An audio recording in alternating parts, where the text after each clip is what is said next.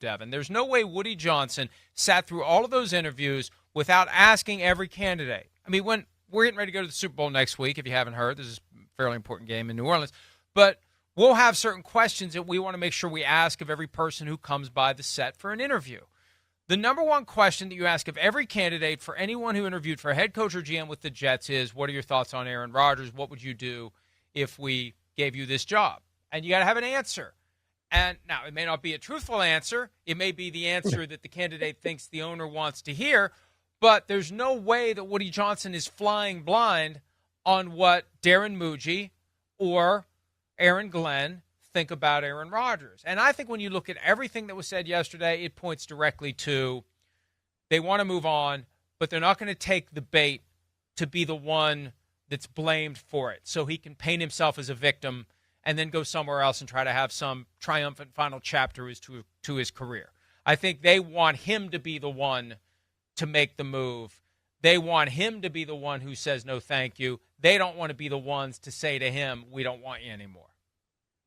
Yeah, and it's the toughest decision, I think, for any new head coach and general manager coming in is because you have, and Darren Muji said it, like this all-time great guy, like he's Aaron Rodgers, everything he's done in the league and all of that. But ultimately, like you're in there to run a team. And I am very interested because everything I got about Aaron Glenn tells me he's a truth teller and he's going to do what he thinks is right. Like he seems like he's cut from the same cloth as a Dan Campbell. It seems like it was the perfect fit of them being together because they seem very similar in their approach and what they want to do.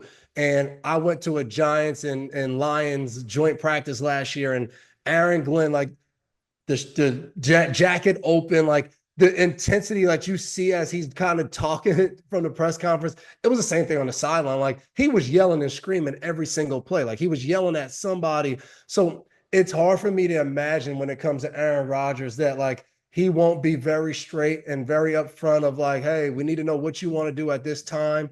Like this is what we're thinking. Like it just seems like it's going to be accountable. Like he's going to hold Aaron accountable to whatever his word is, whatever that they want to do. But I always think of the side that I don't know is I've never been in coaching. So I don't know exactly how that works, but I think it's very unique of you get an opportunity to be a head coach and the owner comes down or he calls down, whatever you want to say, and he says, what's going on?